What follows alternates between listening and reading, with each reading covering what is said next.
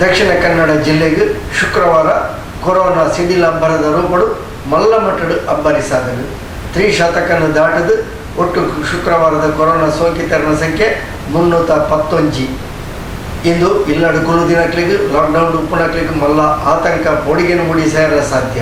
And ಜಿಲ್ಲಾಡಳಿತ ಬೊಕ್ಕ ಸರ್ಕಾರ ಕೊರೋನಾದ ನಿಯಂತ್ರಣಕ್ಕೆ ಕೊರೋನಾದ ಚಿಕಿತ್ಸೆಗೆ ಪ್ರಯತ್ನದ ವ್ಯವಸ್ಥೆಯನ್ನು ಮಂತೊಂದಿದೆ. ಶುಕ್ರವಾರ ದಕ್ಷಿಣ ಕನ್ನಡ ಜಿಲ್ಲೆಡು ಕೊರೋನಾ ಸೋಂಕಿತರ ಸಂಖ್ಯೆ 311.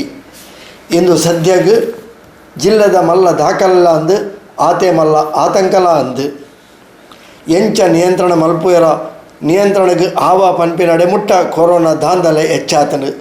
ಶುಕ್ರವಾರ ಎನ್ಮ ಜನ ಬೇತೆ ಬೇತೆ ಸೀಕಿಡು ಒಳಪಡೆಯಿನಕ್ಕೂ ಕೊರೋನಾಲ ದೃಢ ಅದು ಮರಣ ಪಡೆತೇರು.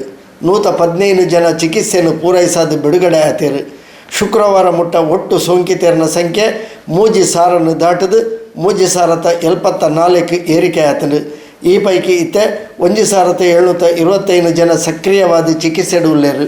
ಕೊರೋನಾದ ಏರಿಳಿತನ ತೂನಗ ಗಾಬರಿ ಆಪುಡು ಪೋಡಿಗೆಲ ಆಯರೆಯಾರು ಆಂಡ ಏರ್ಲ ಪೋಡಿಯೋಡುಂದು ಇಜ್ಜಿ ಸರ್ಕಾರ ದಕ್ಷಿಣ ಕನ್ನಡ ಜಿಲ್ಲಾ ಆಡಳಿತ ಕೊರೋನಾ ಚಿಕಿತ್ಸೆಗೆ ಅವೇಟಲ ಉಚಿತ ಚಿಕಿತ್ಸೆ ತಿಕ್ಕುಲೇಕ ಮಾತಾ ರೀತಿಯ ವ್ಯವಸ್ಥೆಯನ್ನು ಮಂತೊಂದುಳ್ಳೇರು.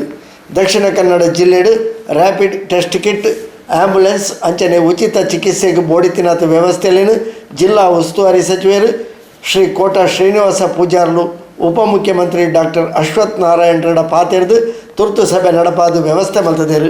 1 ವಾರದ ಲಾಕ್ಡೌಂಡು 2 ದಿನ ಕರೆದುಂಡು ಫಲಿತಾಂಶ ಗೊತ್ತಾವೋಡಣ ನನಲ 4 ದಿನ ಆವಡು ಅವೆರ್ದು ಬೊಕ್ಕಲ ಅಗತ್ಯಪೂರ್ಣ ಲಾಕ್ಡೌನ್ ದುಂಬರಿಯರೆ ಸಾಧ್ಯನ ದಾನ್ನ ಎಂಚಿನ ಅಂಡಲ ಜನಕ್ಕಳು ಮಾತ್ರ ತಾಳ್ಮೆ ವಹಿಸದು ಕೊರೋನಾ ನಿಯಂತ್ರಣಕ್ಕೆ ಎಚ್ಚರಿಕೆ ಹಿಡಿತದು ಸಹಕಾರ ಕೊರಲೆ.